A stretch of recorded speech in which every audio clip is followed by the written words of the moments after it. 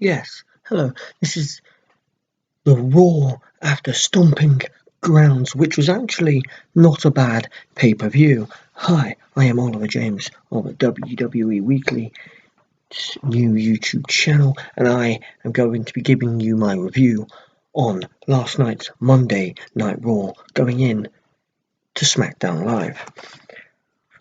Seth Rollins, still the Universal Champion after last night's stomping ground. He opened up Monday Night Raw, and before he could get a word in edgeways, he was interrupted by the man, his girlfriend in real life, Becky Lynch. And then they were interrupted and tried to be sneak attacked by Baron Corbin and Lacey Evans, and then it was announced for Extreme Rules that it would be a mixed tag team match between the man's man, or the man and the man, Seth Rollins, and Becky Lynch against Baron Corbin and Lacey Evans. But stipulations on the line. Becky Lynch and Seth Rollins both said that if Baron Corbin and Lacey Evans lose, they will not get a title shot for as long as I think they are champions. And the other stipulation is it is a winner takes all. So if Lacey Evans and Baron Corbin beat Seth Rollins and Becky Lynch, they are the new respective Raw Women's Champion and Universal Champions. So that is that. The first match was a 6-man elimination match, or a 4-man, or just a tag team.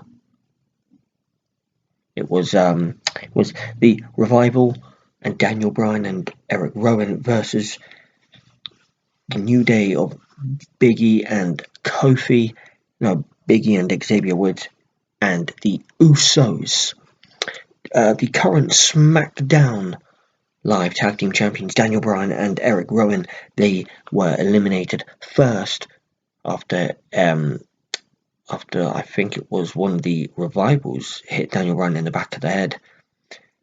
Xavier Woods, I think, rolled up Daniel Bryan for the win, but then Dash Wilder, I think the Revival hit a nice shatter machine, I think is their finisher, and they eliminated the New Day.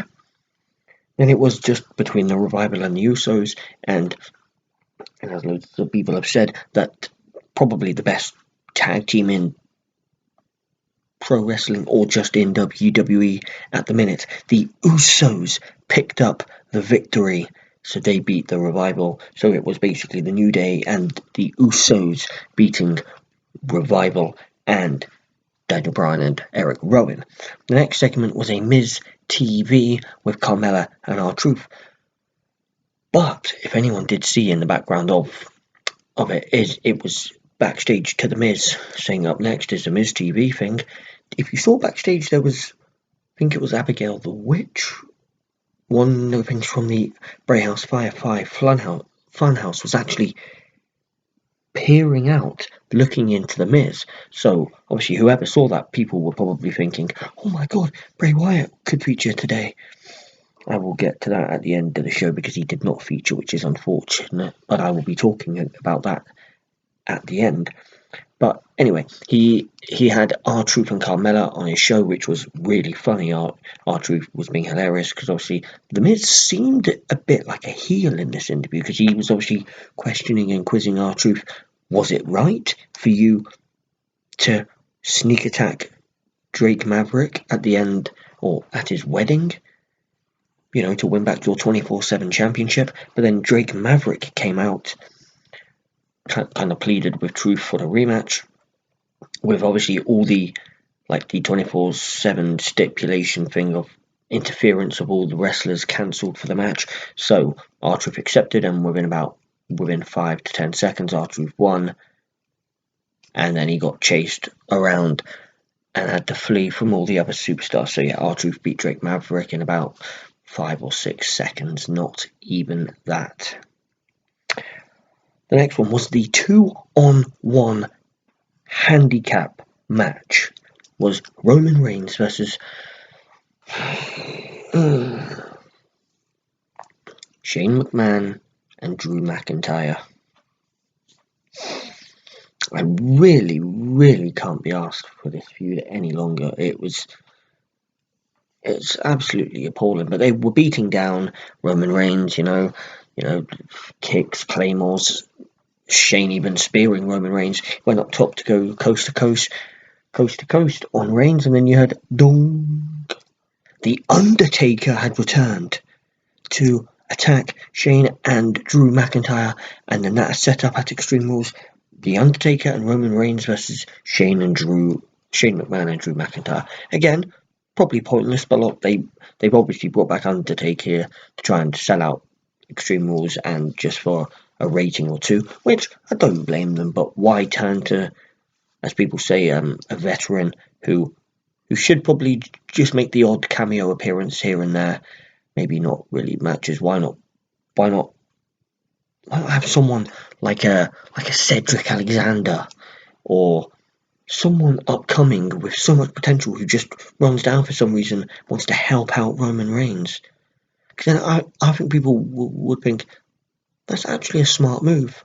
But instead, they've opted to go with The Undertaker. I probably would have sent down someone like a EC3. Because I think he's got so much talent. Send down an EC3, help out Roman Reigns, blah, blah, blah. But anyway, that's what happened anyway. Then also, the show just started getting a bit more downhill after this. Braun Strowman beat Bobby Lashley in a tug of war. That's all I'm getting into. Strowman is just unbelievable, and then they're using him in a piddly feud with Bobby Lashley in a tug of war. Well, I can't be asked with that anymore, so I'll move on. The Viking Raiders beat the Good Brothers, Gallows and Anderson. They were actually all over the Viking Raiders and they got cocky and they were beaten. AJ Styles was not too impressed because I think they might actually be starting their faction again. But anyway, Kofi Kingston then, brilliant. What happened next? He had two matches. A brilliant match with Sami Zayn, beat Kevin Owens as well in a good match. I mean, look, man, they've been booking Kofi Kingston very, very strongly, and it's been fantastic because I've always said that since that Kofi Kingston feud with Randy Orton when they were battling for the WWE Championship, probably about 10, 11 years ago, not even that, I said that Kofi Kingston should have been a main eventer, should have been a world champion a long, long time ago. But, he reached a milestone in being a champion combined with every championship for over 1,500 days, which is an incredible feat. He joins the likes of The Miz, John Cena, Hulk Hogan, I think Triple H, and someone else, I think, as well, which is fantastic. But then at the end of that, Samoa Joe came out and ambushed Kofi, so they are going with Samoa Joe and Kofi, which I'm not too embarrassed by that because I think starting a fresh new feud, Kofi and Samoa Joe, that's actually not too bad, rather than trying to make it like a Kevin Owens, Sami Zayn thing again with Kofi. So, someone fresh for Kofi was actually not bad, but I can understand some people could be a bit frustrated, because obviously they've been booking Samoa Joe quite badly. He lost his US Championship last night at Stomping Grounds, and now he's in an even bigger title picture. But look, man, they could actually turn this strongly. Just make, Samoa Joe look like an absolute force to be reckoned with from now on, or something along those lines. And then there were two Alexa Bliss matches, blah, blah, blah. Alexa Bliss beat Naomi. And then her and Nikki Cross teamed up to beat Naomi and Natalya. So keeping Alexa Bliss quite strong despite losing to Bayley. That's all I've got to say about that. And then the main event was a match where I think it's a dream match. It's a dream match. AJ Styles versus Ricochet is for Monday Night Raw. It should have been kept for something maybe like a SummerSlam. Slowly build up this rivalry. Don't put them in a match. Slowly build it up. Not have them in a match, maybe not at Extreme Rules or something. Or maybe they are about to fight at Extreme Rules and then something comes there and someone like attacks them or something, and then the match is thrown out, and then everyone's like, "Oh no!" And then that's a good angle to use that at an even bigger pay-per-view like SummerSlam. But AJ Styles beat Ricochet in an incredible match. It was a fantastic match to keep AJ Styles strong. Does it really put Ricochet strong? Not really, because obviously he won the title last night at Stomping Grounds. But to be fair, he was in the ring with an absolute legend like Styles, and he didn't do badly at all. He done fantastic. So, starting a Samoa Joe Kofi and AJ Styles Ricochet feud, props there to WWE. But they got SmackDown tomorrow. Now they have to do something with Finn Balor's IC title. It's just a shame that Rollins and Lynch are still stuck in the Corbin and Lacey Evans crap. But anyway, so that was the Monday Night Raw review. Well, there was no Bray Wyatt.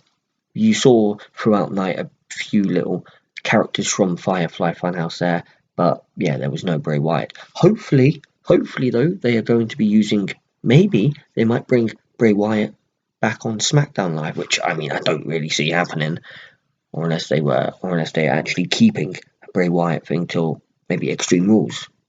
Then if so, why not have played a few more episodes of Firefly Funhouse? Or they're going to keep bringing him next week. I would have loved to have seen him last night at Stomping Grounds, or just have seen him tonight on Raw, or last night on Raw. But I'd love to see him tonight on SmackDown Live. It would be brilliant. Just like one other man, Aleister Black. He should just walk out of that door, find someone, and just start a feud with them. Or they should now, after Stomping Grounds, just get, I don't think like an R-Truth, like a 24/7 thing, going in there to start a feud with like Aleister Black. I just think maybe like a Finn Balor, someone like a IC champion. He's been attacked by like and Zadade, and he runs into a door. There is Aleister Black, and he attacks him and gets a US title match, or Finn Balor calls him out next week or something like that. That would be good. And where the hell also is Buddy Murphy? Meant to be called up, and he ain't doing nothing as well. So Wyatt, Black, and Buddy Murphy, they are all people who could be used tonight on SmackDown to get maybe a bigger rating and things for next week on SmackDown. But anyway, but look, there is so much things to do on that. But anyway, that's been the Raw review. I will either be live for SmackDown in an hour, or I'll give you my review on SmackDown at a later date. I've been Oliver James, and remember, if you liked the video, to give it a like and to subscribe to my channel. You can put on the post notification bell as well if you want, and also leave a comment in the comment section down below. I've been Oliver James. Thank you very much.